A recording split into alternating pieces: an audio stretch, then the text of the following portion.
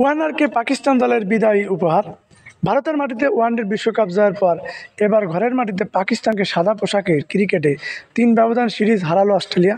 ফলে David Warner বিদায় হয়ে উঠল রঙিন।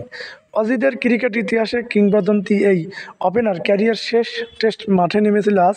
পাকিস্তানের বিপক্ষে সিডনি টেস্ট দিয়ে ক্যারিয়ার শেষবারের মতন মাঠে নেমেছিল আজ। সাদা পোশাকে নিজের শেষ ম্যাচটা ঝলমলে এক ইনিংস রাঙিয়েছেন তিনি।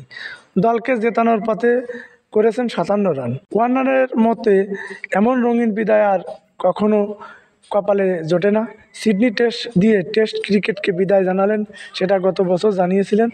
কয়েকদিন আগেই জানিয়ে ভারতের বিপক্ষে ওয়ানডে বিশ্বকাপ ফাইনালে ছিল তার ওয়ানডের ক্যারিয়ার শেষ ম্যাচ।